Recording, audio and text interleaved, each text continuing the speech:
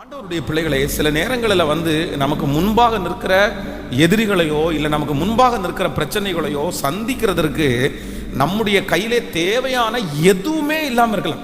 எதுவுமே இல்லாமல் இருக்கலாம். ஆயுதம் இல்லாமல் யாராவது ஒருத்தர் யுத்தத்துக்கு போவாங்களா? அதுவும் கோலியாத்தை ஜெயிக்கிறதுக்கு ஆயுதம் இல்லாமல் எப்படி போக முடியும்? இந்த மாதிரி நிறைய கேள்வி இருக்கிறது.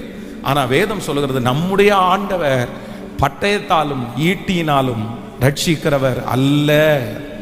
நம்முடைய கையில் ஒன்றுமே இல்லாமல் இருக்கலாம். ஒன்றுமே இல்லாமல் இருக்கலாம். என் கையில் ஒன்றுமே இல்லையே, நான் எப்படி நான் மேற்கொள்ளுவேன்? என் கையில் பட்டயம் இல்லை, என் கையில் ஈட்டி இல்லை, என் கையில் ஒன்றும் இல்லை. ஆனால் ஆண்டவர் அதல்ல. ஆண்டவர் இருக்கிற இந்த பலத்தோடே போ, இருக்கிற இந்த பலத்தோடே போ. கர்த்தர் என்ன சொல்றார் அப்படின்னு சொன்னா, நம்முடைய கையிலே எதுவுமே இல்லைன்னாலும் நமக்கு விரோதமாக எழும்பி நிற்கிற பிரச்சனையை நம்மை கொண்டு மேற்கொள்ள வைக்கிறதற்கு கர்த்தருக்கு லேசான காரியம். ஆண்டவருக்கு ரொம்ப லேசான காரியம். ஆண்டவர் நினைச்சார் அப்படின்னா நமக்கு உள்ளதை கொண்டு, அதான் வேதத்தில் புருஷர்கள் மட்டும் 5000 பேர் சாப்பிட்டாங்கன்னு சொல்லுதில்ல அந்த மலையில். அப்போ ஆண்டவர் கேட்குறாரு, உங்களிடத்தில் ஏதாவது உண்டா, இவங்களுக்கு சாப்பாடு கொடுத்து அனுப்புவோன்னு சொல்லும் போது சீடர்கள் சொல்லுகிறார்கள், ஆண்டவரே இத்தனை 1000 பேருக்கு இந்த வனாந்திரத்தில் எப்படி சாப்பாடு கொடுக்கறது, எப்படி சாப்பாடு கொடுக்கறது? அப்பொழுதுதான் ஆண்டவர் உங்கள்கிட்ட என்னப்பா இருக்குது, உங்கள்கிட்ட என்ன இருக்குது?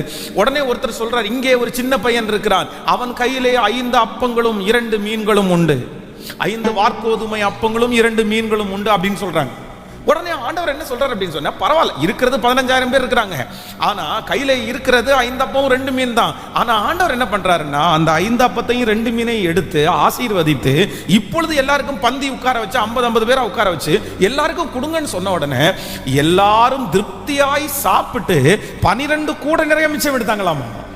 அப்போ ஆண்டவர் வேதத்தில் இப்படியே ஒரு சம்பவம் இல்லை, நிறைய சம்பவத்தில் பார்த்தீங்க அப்படின்னா, நீங்கள் கடன் பிரச்சனையிலே இருக்கிற தீர்க்கதரிசியினுடைய மனைவி, அப்போ எனக்கு ரொம்ப கடனாக இருக்குன்னு சொன்ன உடனே அவர் என்னமோ 2 லட்சம் ரூபாய் செக் எழுதி கொடுப்பாரு அப்படின்னு நினச்சிருப்பாங்க, இல்லை 2 லட்சம் ரூபாய் கடன் கொடுப்பாரு அப்படின்னு நினச்சிருப்பாங்க. இல்லை அப்படின்னா தீர்க்கதரிசி ஒரு ஃபோன் பண்ணி, ஏப்பா அவளை எதுக்குப்பா அவங்கள தொந்தரவு பண்ணிட்டு இருக்கிறீங்க, அவங்க தான் ஒரு ஊழியக்காரனுடைய மனைவி ஆச்சு, நீங்கள் இந்த மாதிரி தொந்தரவு எல்லாம் பண்ணிட்டு இருக்காதீங்க, அதெல்லாம் ஒன்றும் இல்லை அப்படின்னு இவர் ஏதாவது கூப்பிட்டு பேசிடுவாங்க அப்படின்ற ஒரு கான்செப்டில் தான் போய் நின்று, இந்த மாதிரி எனக்கு ரொம்ப கடனாக இருக்குது, என் பிள்ளைகளை சிறைப்பிடிக்க பார்க்குறாங்க அப்படின்னு சொல்லியிருப்பாங்க.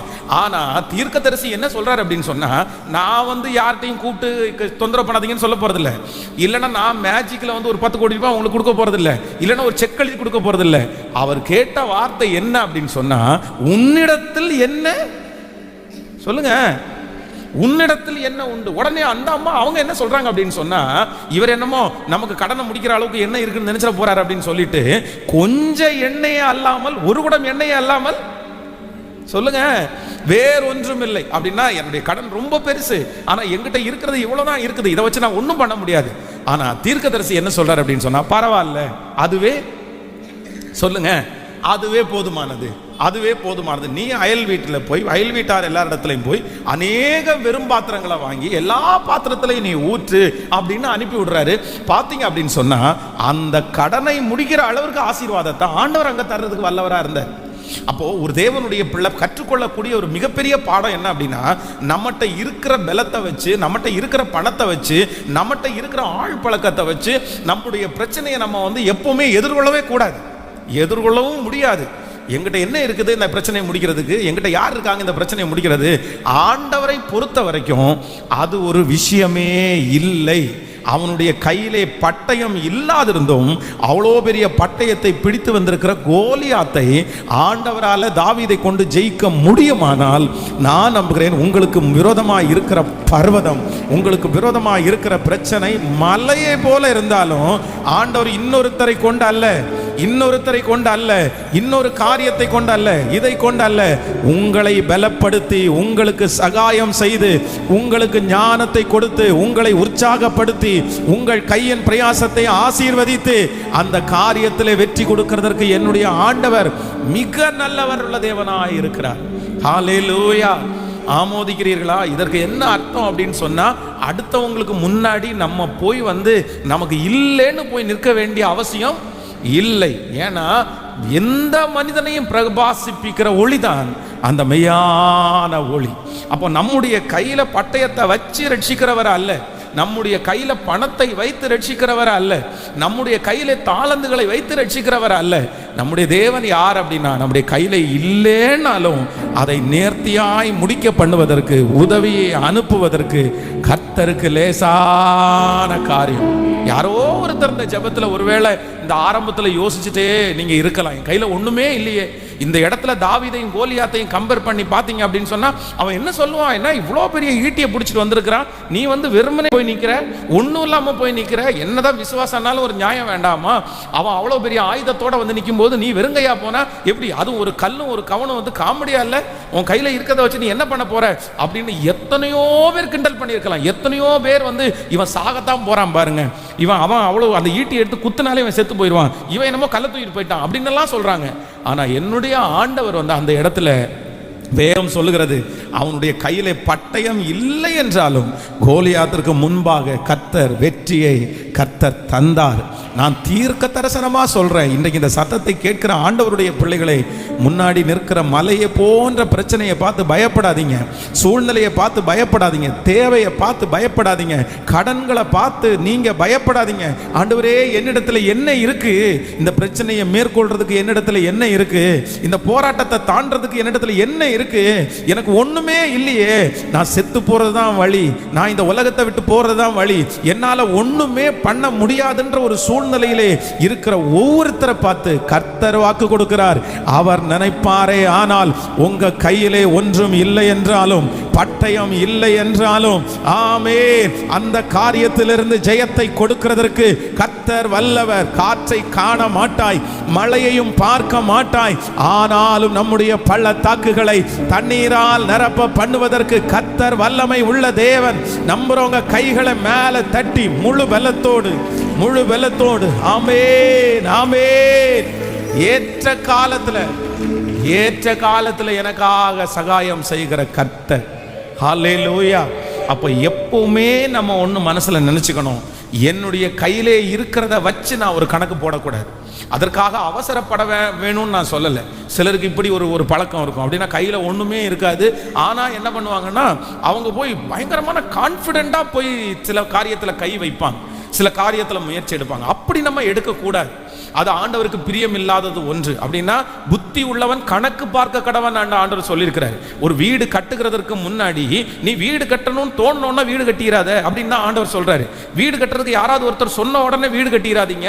ஆனா வீடு கட்டுறதுக்கு முன்னாடி ஒரு ஆண்டவருடைய பிள்ளை என்ன பண்ணணும்னு ஆண்டவர் எதிர்பார்க்கிறாருன்னா கணக்கு பார்க்கணும்னு ஆண்டவர் சொல்றாரு. நீ கணக்கு பாரு, எத்தனை மூட்டை சிமெண்ட் ஆகும், எவ்வளவு மணல் தேவைப்படும், எத்தனை வேலை கூலி இருக்கு, எவ்வளவு ஜன்னல் வைக்கணும், எந்த இடத்துல கிச்சன் வருது, இது எல்லாத்தையுமே கணக்கு பார்த்து நம்ம கையில இப்ப எவ்வளவு இருக்குது, இவ்வளவு செலவானா நம்ம எவ்வளவு செலவு பண்ண முடியும், அந்த கணக்கை பார்த்துட்டு தான் நம்ம கை வைக்கணும்னு ஆண்டவர் சொல்றாரு.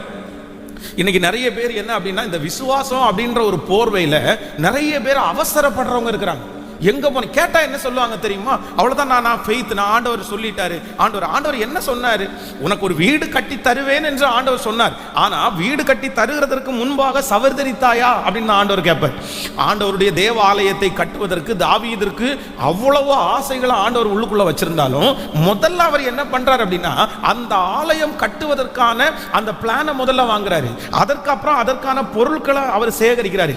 எல்லா பொருட்களையும் சேகரிச்சு அதற்கு பின்பு ஆரம்பிக்கிறாங்க பாருங்க வேலை. அந்த வேலை அவ்வளவு அழகா முடியுது. அப்ப நம்ம நிறைய பேர் என்ன பண்றோம் அப்படின்னு சொன்னா, நிறைய பேர் விசுவாசம்ன்ற அந்த காரியத்துல உடனே கால் வச்சிடுறது. அதுல நஷ்டம் வந்தா என்ன பண்றது, தீமை வந்தா என்ன பண்றது, இது இப்படி ஆயிடுச்சுன்னா என்ன பண்றது, இவங்க ஏமாத்திட்டாங்கன்னா என்ன பண்றது, இந்த மாதிரி அடுத்த ஒரு லைனை நிறைய பேர் யோசிக்கிறதே இல்லை. வெறும் அவங்க கண்ணுக்கு முன்னாடி என்ன தெரியுமா, நம்ம நன்மையை யோசிக்கணும், விசுவாசத்தை யோசிக்கணும். அதே நேரத்தில் இந்த மனுஷன் கைவிட்டா நான் என்ன பண்றது, இந்த மனுஷன் நோன்னு சொன்னா நான் என்ன பண்றது, இந்த காரியத்தில் இப்படி ஒரு தோல்வி வந்தா என்ன பண்ண முடியும், இந்த ரெண்டு பக்கத்தையும் நீங்க பார்த்துட்டு நீங்க காலடி எடுத்து வச்சீங்கன்னா நான் நம்புறேன் அது யாருடைய நடத்துதல்னா அதுதான் சரியான ஆவியானவருடைய நடத்துதல். உங்களுக்குன்னு சில காரியத்தை வந்து நீங்க வந்து கால் எடுத்து வைக்கும்போது உங்களுக்குன்னு ஒரு போல்ட்னஸ் இருக்கும், உங்களுக்குன்னு ஒரு தைரியம் வரும். அந்த தைரியம் நீங்க ஆண்டவருக்குள்ளே இருக்கும்போது ஆண்டவரே அந்த தைரியத்தை உங்களுக்கு தருவார். அந்த தைரியம் வந்ததற்கு பிறகு நீங்க காலடி எடுத்து வைங்க. கண்டிப்பா சொல்றேன், அந்த காரியத்தை ஆண்டவர் வாக்கியம் பண்ணுகிறதற்கு வல்லவரா இருக்கிறார். ஆனா அதற்கு முன்னாடி நீங்க என்ன பண்ணக்கூடாதுன்னா, இப்படி விசுவாசம் அப்படின்ற போர்வையில வந்து எல்லாத்தையுமே நம்ம பண்ணிட முடியாது. சில வாலிப பிள்ளைங்க வந்து யாராவது ஒருத்தரை லவ் பண்ணிட்டு வந்து சொல்லுவாங்க. என்ன சொல்லுவாங்கன்னு தெரியுமா? எனக்கு கல்யாணம் பண்ணி வைங்க. எப்படி நீங்க கல்யாணம் பண்ணி வைங்கன்னு சொல்றேன், அவர் ரட்சிக்கப்படலை, இன்னும் ஆண்டவரே ஏத்துக்கல அப்படின்னு சொன்ன உடனே என்ன சொல்லுவாங்க தெரியுமா? இல்ல இல்ல இல்ல, அவன் ரட்சிக்கப்படாட்டி என்ன, நான் அவனை ரட்சிப்புக்குள்ள நடத்துவேன், நான் விசுவாசத்துக்குள்ள நடத்துவேன், நான் ஞானஸ்நானத்துக்குள்ள நடத்துவேன், நான் அவனுக்கு அபிஷேகம் வாங்கி தருவேன் அப்படின்னு ஒரு பெரிய ரொம்ப கான்ஃபிடென்ட். அந்த கான்ஃபிடென்ட் எப்படி வரலாம் ஆண்டவருடைய பிள்ளைகளுக்கு? கர்த்தர் என்ன சொல்றாருன்னா, அவிசுவாசிகளுடன் பிணைக்கப்படாதிருப்பீர்களாக அப்படின்னு தான் ஆண்டவர் சொல்லி இருக்கிறாரு. அப்போ எப்பொழுதுமே ஒன்று நினைத்துக் கொள்ளுங்கள், நம்முடைய கையிலே ஒன்றும் இல்லாத போது நாமாய் சில முடிவுகளுக்கு எடுத்து, சூழ்நிலை அமைதா, பிரச்சனை அமைஞ்சிருச்சா, அந்த கையில நம்முடைய அந்த டைம் நம்ம கையில ஒன்றும் இல்லையா, நீங்க பயப்படாதீங்க. நீங்க பயப்படாதீங்க.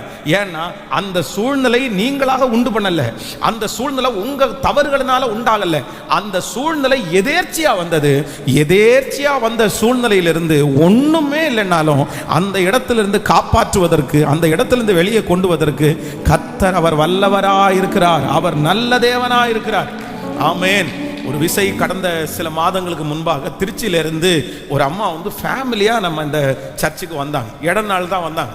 அப்போ இடைநாளில் வரும்போது பார்த்தீங்க அப்படின்னு சொன்னால், அவங்களுடைய கழுத்தில் இந்த இடத்துல ஒரு கட்டி இருக்குது. அந்த கட்டி வந்து ரொம்ப பழுத்து அப்படியே இருக்குது.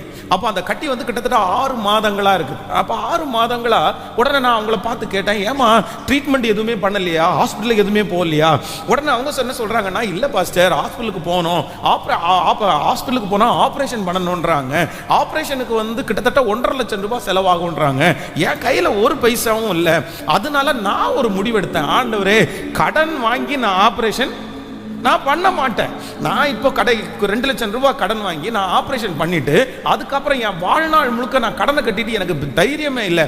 அதனால என்னை உயிரோட வச்சிருந்தீங்கன்னா நான் வாழ்வேன், என்னை எடுத்துக்கிட்டீங்கன்னா நீங்க எடுத்துருங்க. ஆனா நான் வந்து கடன் வாங்கி நான் வந்து இந்த மாதிரி நான் ஆப்ரேஷன் பண்ண மாட்டேன். இந்த சூழ்நிலையை நீங்க தானே அனுமதிச்சீங்க, நீங்க எனக்கு சுகம் கொடுத்தா கொடுங்க அப்படின்னு சொல்லி கிட்டத்தட்ட 6 மாதமா எத்தனையோ பேர் பயப்படுத்துறாங்க. அம்மா இந்த கட்டி கேன்சரா மாறிடும், இந்த கட்டி உனக்கு பிரச்சனையா மாறிடும். அவங்க ஒரே வார்த்தை, கடன் வாங்கி. நானா இது உண்டு பண்ணல, இது எதேர்ச்சியா எனக்கு வந்திருக்குது, கர்த்தரால முடியாது என்ன இருக்குது அப்படின்னு சொல்லி இங்க இருந்து நான் எனக்கே கொஞ்சம் பதட்டமா இருக்குது.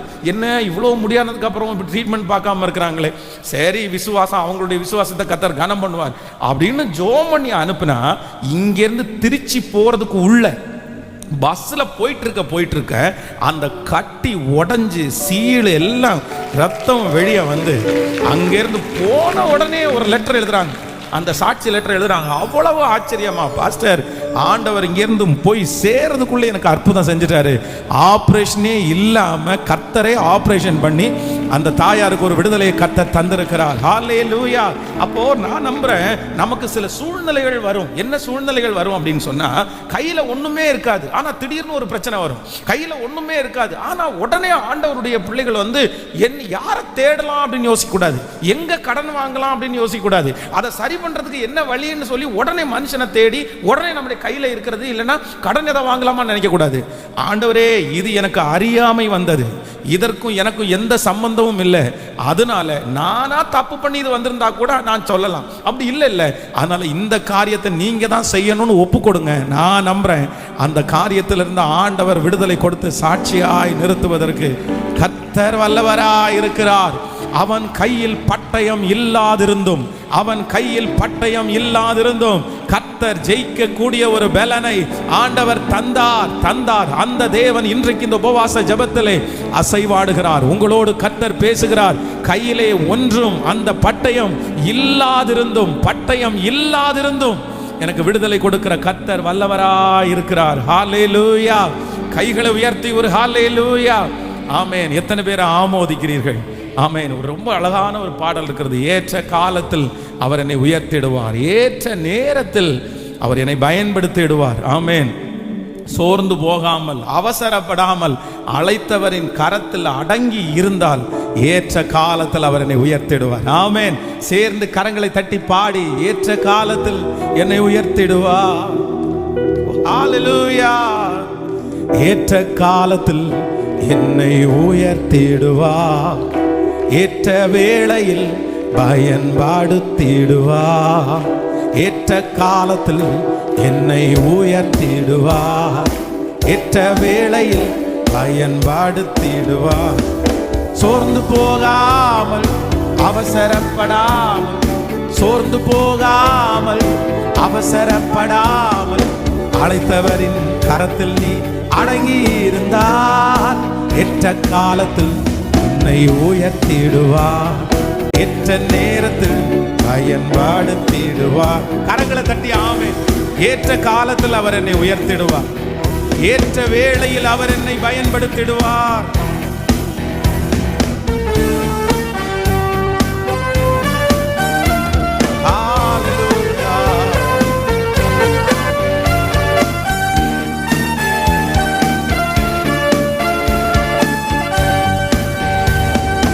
ஏற்ற காலத்தில் என்னை உயர்த்திடுவார்.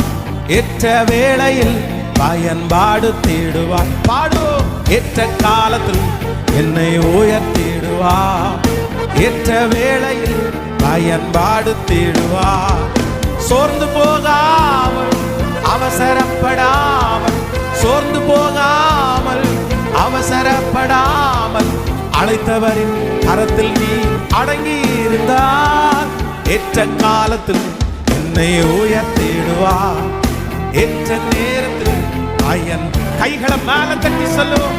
ஏற்ற காலத்தில் என்னை உயர்த்திடுவார். ஏற்ற நேரத்தில் பயன்படுத்திடுவார்.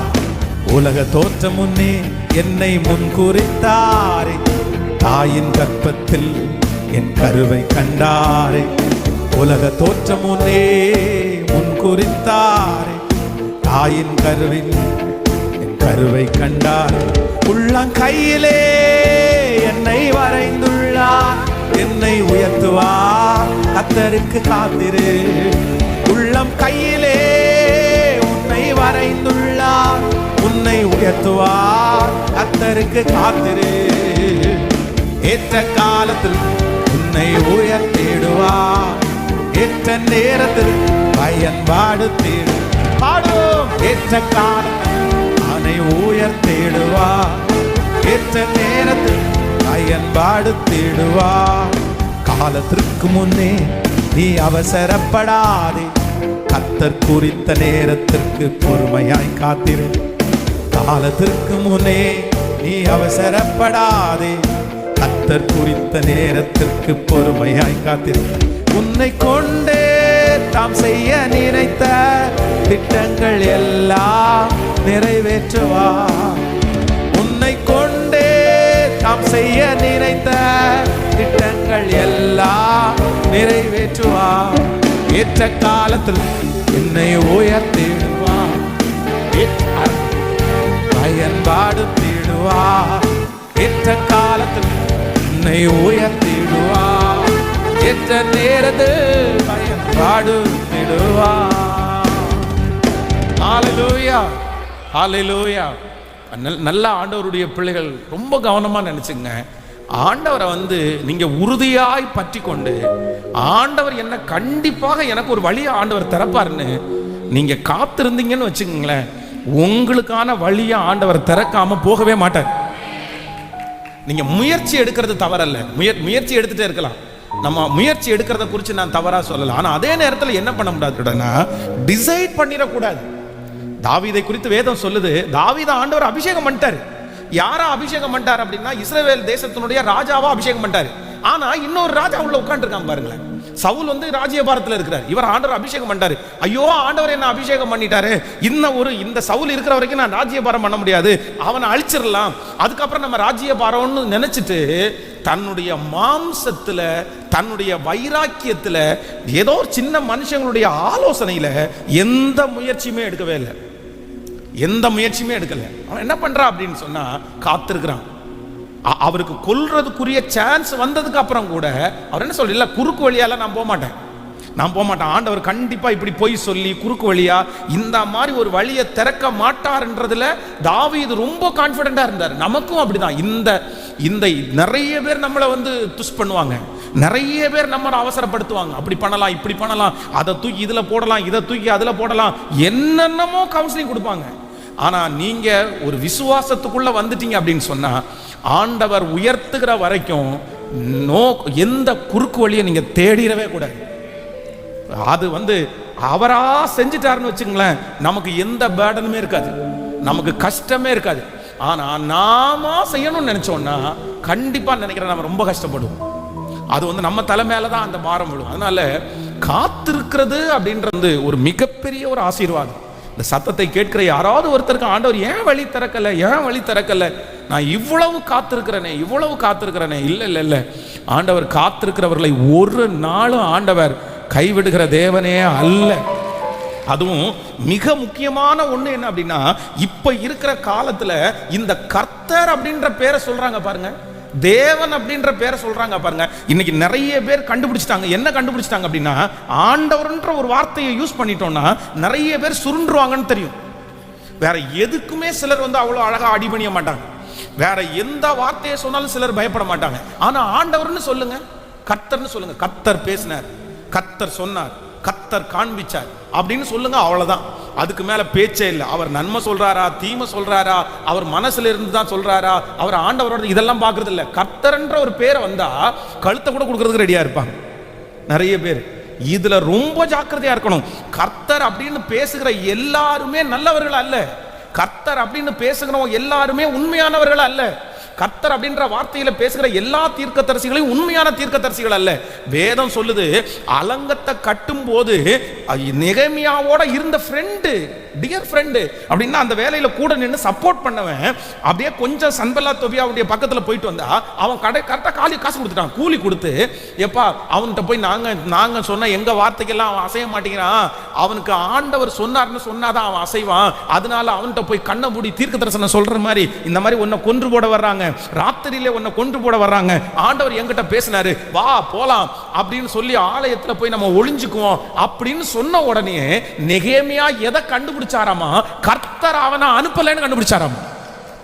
கர்த்தர் அவனை அனுப்பவில்லை என்றும் சன்பல்லாத்தும் தொபியாவும் பணம் கொடுத்து தான் இவனை அனுப்பியிருக்காங்கன்றதையும் நெகேமியா கண்டுபிடிச்சாரு. அப்ப எந்த அளவுக்கு ஞானம் வேணும்? ஒரு பர்சனை ஆண்டவருடைய பேரை சொல்லி உங்க வீட்டில் வந்தாலோ, ஆண்டவருடைய பேரை சொல்லி உங்களுக்கு ஒரு கவுன்சிலிங் கொடுத்தாலோ, ஆண்டவருடைய பேரை சொல்லி இதை உங்களுக்கு செய்ய சொன்னாருன்னு சொன்னாலோ, நீங்க உடனே ஐயோ ஆண்டவரே சொன்னாரா, அதுக்கு மேல வார்த்தையே இல்லை அப்படின்னு டிசைட் பண்ணிடக்கூடாது. முதல்ல அந்த மனுஷனிடத்துல கர்த்தர் தான் சொன்னாரான்னு நீங்க ஆராய்ஞ்சு பார்க்கணும். நீங்க நெகேமியா 6ஆம் அதிகாரத்துல 12வது வசனத்துல அந்த வசனம் சொல்கிறது, தேவன் அவனை அனுப்பவில்லை என்றும் தொபியாவும் சன்பல்லாத்தும் அவனுக்கு கூலி கொடுத்ததினால் அவன் எனக்கு விரோதமாய் அந்த தீர்க்க தரிசனத்தை சொன்னான் என்றும் அறிந்து கொண்டேன். இந்த ஃபாஸ்டிங் பிரேயர்ல நீங்க கண்டிப்பா ஜெபம் பண்ணணும். என்ன ஜெபம் பண்ணணும் அப்படின்னு சொன்னா, கர்த்தர் அவனை அனுப்பினாரா இல்லையான்ற அறிவு நமக்கு வேண்டும். பாருங்க, அவ்வளவு மோசமான உலகத்துல வாழ்றோம். இப்போ கடந்த சில நாட்களுக்கு முன்பாக ஒரு வாலிப தம்பி அப்படியே தற்கொலை பண்ற அளவுக்கு அழுறாரு, நான் சூசைட் பண்ணிக்கணும் அப்படின்னு. ஏன் அப்படின்னு சொன்னா 10 லட்சம் ரூபாய் ஏமாந்திருக்கிறாரு, 10 lakhs rupees. அவருடைய 2 லட்சம் ரூபாய், அவருடைய ஃப்ரெண்டு எல்லாருடையதையும் கிட்டத்தட்ட 8 லட்சம் ரூபாய். 10 லட்சம் ரூபாவுக்கு இவர் தான் சூரிட்டி கையெழுத்து போட்டிருக்கிறாரு. என்ன இத்தனைக்கும் அவர் டெய்லி சம்பாதிக்கிறதா 600 ரூபாய். 600 ரூபாய் சம்பாதிக்கிற ஒரு மனுஷன் 10 லட்சம் ரூபாய் ஏமாந்துட்டான்னா எவ்வளவு மனசு கஷ்டம். எப்படிப்பா இப்படி ஏமாந்த அப்படின்னு கேட்டா, ஒரு நபர் பேசுறாரு. என்ன பேசுறாரு அப்படின்னு சொன்னா, நான் ஆண்டவருடைய பிள்ளை, நான் உன்னை ஏமாத்துவேனா, நான் ஊழியம் செய்யறவன், நான் உன்னை ஏமாத்துவேனா, நான் இந்த மாதிரி இத்தனை ஏழைகளுக்கு உதவி செய்கிறவன், நான் உன்னை ஏமாத்துவேனா, பாஸ்டருக்கு நான் ரொம்ப நெருக்கமானவன், பாஸ்டர் எனக்கு ரொம்ப நல்லா தெரியும், ஐயோ நான் தெரியும். நேற்று கூட அந்த இன்னைக்கு நிறைய பேர் இந்த செல்ஃபி அப்படின்னு எடுத்துறாங்க, நிறைய பேர் போட்டோ எடுத்துறாங்க. நம்ம ஒருத்தலத்துல போய் போட்டோ எடுத்துக்குங்கன்னு சொல்லும் போது நம்ம எடுக்காதீங்கன்னு சொல்ல முடியுமா? எப்படி? அவங்களுக்கு ஒரு பிரியம், அவங்க அந்த போட்டோ எடுக்கிறதே சந்தோஷம் தானே, நம்ம எடுத்துறோம். ஆனா நிறைய பேர் என்ன நினைக்கிறாங்கன்னா, அந்த போட்டோவை மிஸ்யூஸ் பண்றவங்க நிறைய பேர் இருக்காங்க. எடுத்து போன்ல வச்சுட்டு, இவர் எனக்கு ரொம்ப நெருக்கமா தெரியும், இவர் நானும் ஒன்னா உட்கார்ந்து சாப்பிட்டோம், இவர் நானும் ஒன்னா உட்கார்ந்து தூங்கணும், என்னென்னமோ சொல்ல, அந்த மாதிரி அந்த பசங்களை பிரெயின் வாஷ் பண்ணி அவனை பேசவே விடாம, பாஸ்டர் இடத்துல எதுக்கும் நான் ஒரு வார்த்தை, அவரெல்லாம் ரொம்ப பிஸியா இருப்பார், நீ எல்லாம் அவர்கிட்ட போய் கேட்காத, அதெல்லாம் நல்லா இருக்காது, அதான் அவர் எனக்கு மிஞ்சி என்ன சொல்ல போறாரு, இப்படியே சொல்லி 10 லட்சம் ரூபாய், 10 lakhs rupees. எப்படிப்பா நீ விழுந்தேன்னு கேட்டா, ஒண்ணே அவர் ஆண்டவருடைய பேரை சொன்னாரு பாஸ்டர், நான் விழுந்தேன். கர்த்தர்னு சொன்னாரு பாஸ்டர், நான் விழுந்தேன்.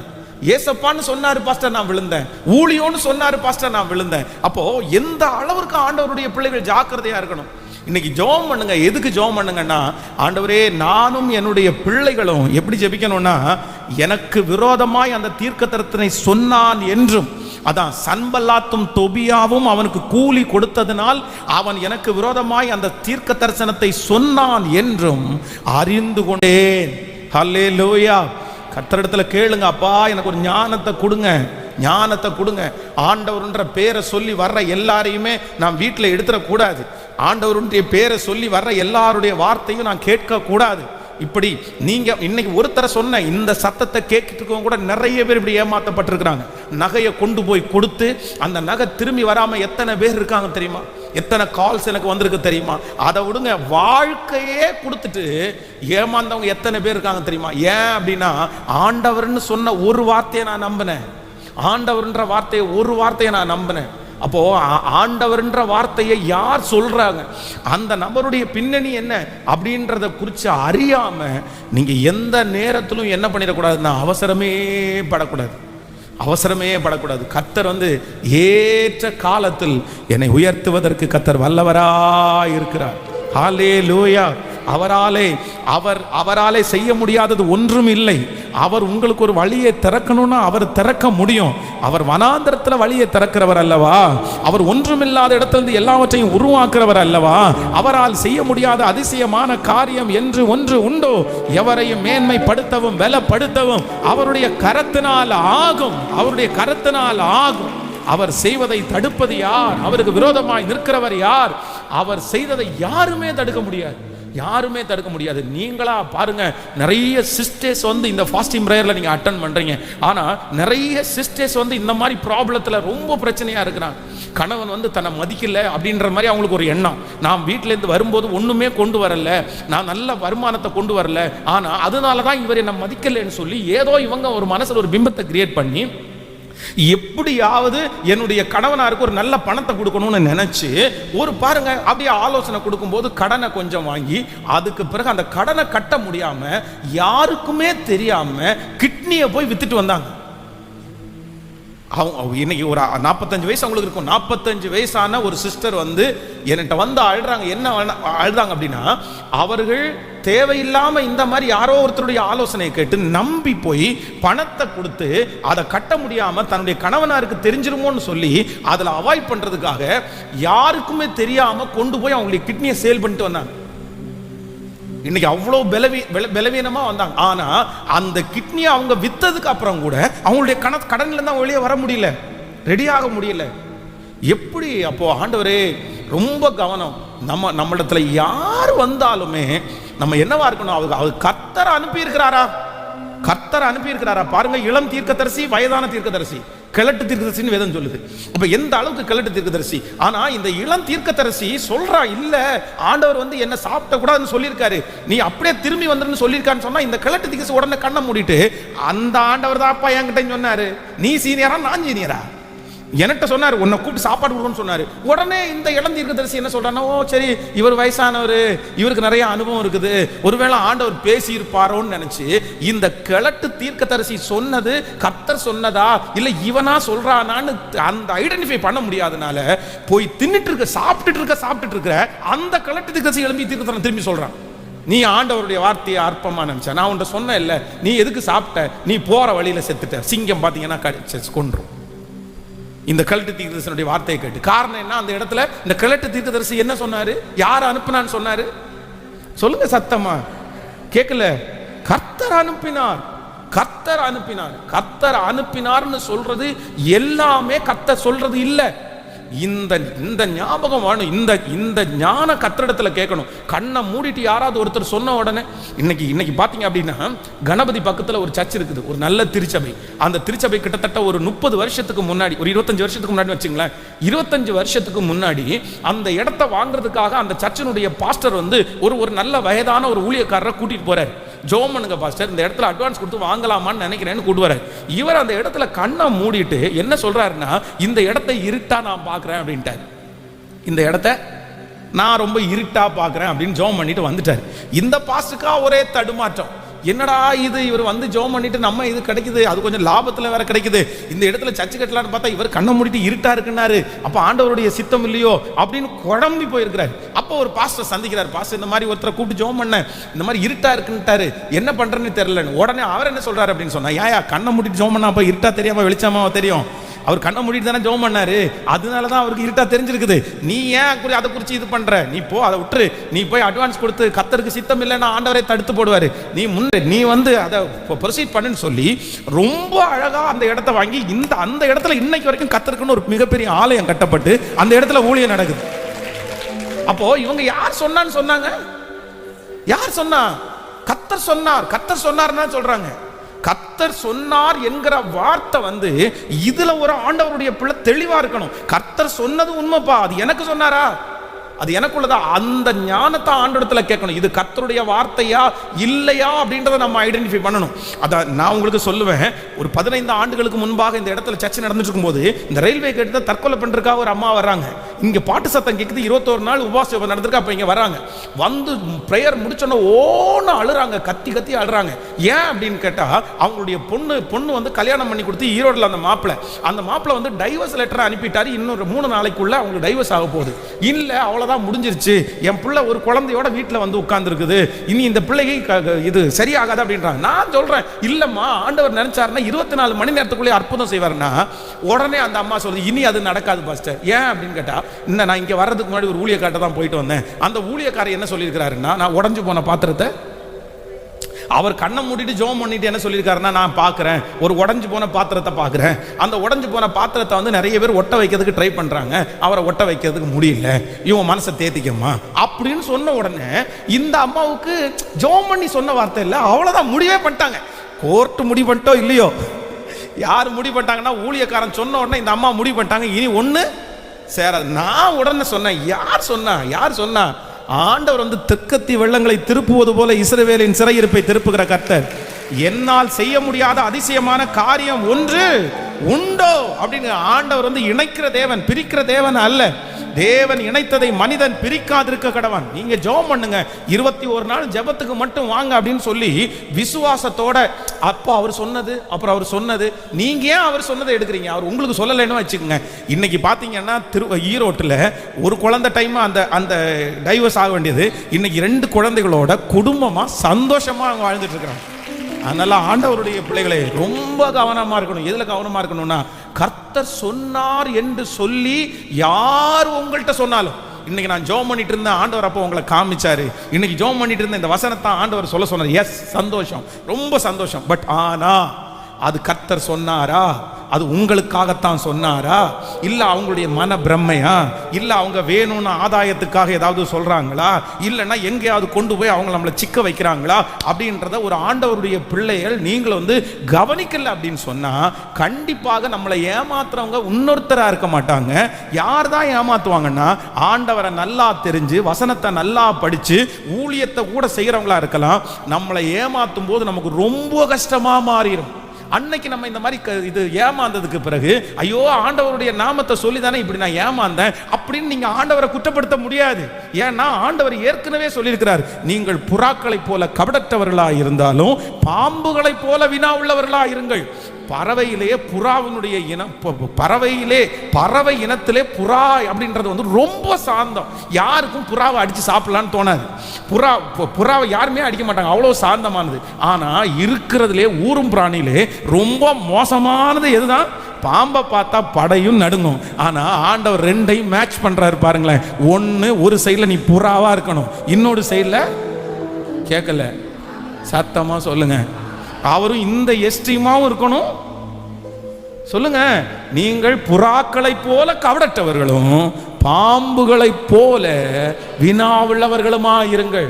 இதுதான் ஆண்டவர் சொல்லியிருக்கிறார். சோதித்து பார்த்து நலமானதை தெரிந்து கொள்ளுங்கள். நான் நம்புறேன், இந்த ஃபாஸ்டிங் பிரேயருக்கு பிற்பாடு உங்க குடும்பத்திலேயோ உங்க வம்சத்திலேயோ யாருமே கர்த்தர் சொன்னார் அப்படின்ற வார்த்தைக்கு நீங்க ஏமாந்துடவே கூடாது.